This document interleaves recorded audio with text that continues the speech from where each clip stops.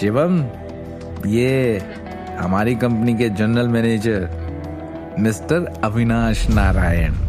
तुमने कहा था ना कि ये काफी करीब हैं तुम्हारे लिए काम किया है इन्होंने।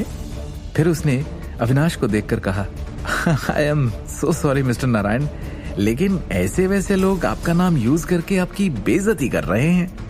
अविनाश के सामने जितना अधिक दिखावा करने के लिए निखिल बोलता, वो उतना ही ऊर्जावान हो जाता। अविनाश शिवम के बारे में ऐसी बातें सुनकर शर्मिंदा हुआ जा रहा था। उसकी समझ नहीं आ रहा था कि शिवम का अभिवादन करे तो कैसे।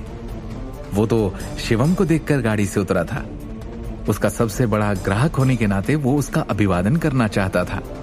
वो इस निहायती अमीर क्लाइंट से दोस्ती करना चाहता था, ये जानकर कि क्या वो उसे दोस्त बनाना चाहता है। उसे क्या पता था निखिल जैसा भी कोई यहाँ मौजूद होगा। शिवम उसका इकलौता क्लाइंट था जिसके पास black gold custom made debit card था। अब वो उससे कैसे मिले? निखिल ने देखा अविनाश का चेहरा झुलसा हुआ था।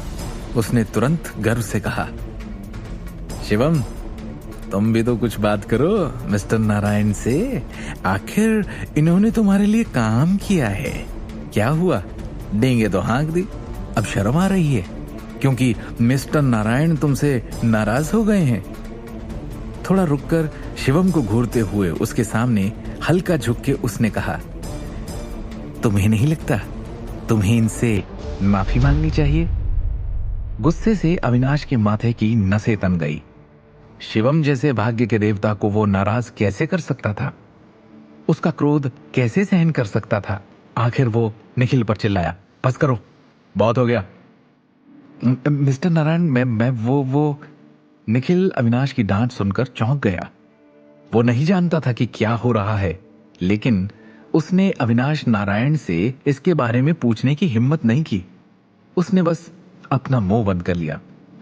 Hello Shivam sir. अविनाश ने शिवम का अभिवादन चेहरे पर एक मुस्कान के साथ किया। हेलो। शिवम ने थोड़ा सर हिलाया। अविनाश नारायण ने शिवम को शिवम सर कहा। क्या ये सच था? निखिल और मुकुल अचानक शर्मिंदा दिखे।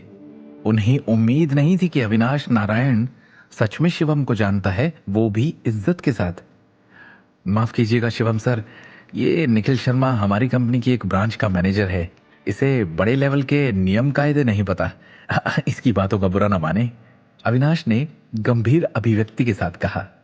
शिवम ने बेझिझक स्पष्ट रूप से कहा, आपको अपने एम्प्लॉयज की गुणवत्ता पे काम करने की जरूरत है। अविनाश का चेहरा राख हो गया था और वो थोड़ा घबराया हुआ था क्योंकि शिवम गुस्से में था। करोड़पति अविनाश भी था, लेकिन वो 3-4 करोड़ का मालिक था, शिवम की तरह 200 करोड़ का नहीं।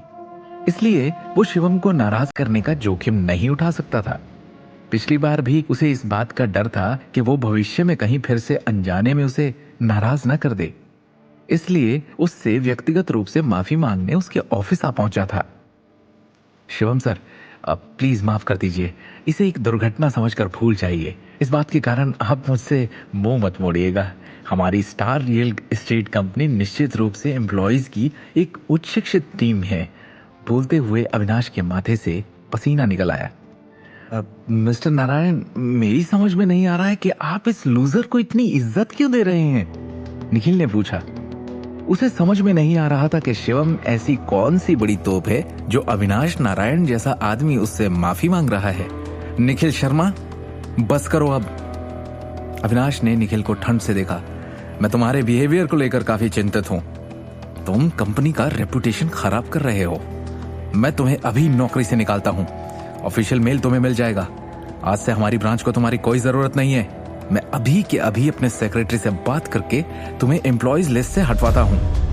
अविनाश ने गुस्से में भड़कते हुए कहा। लेकिन मिस्टर नारायण सर, मैंने क्या गलत किया है?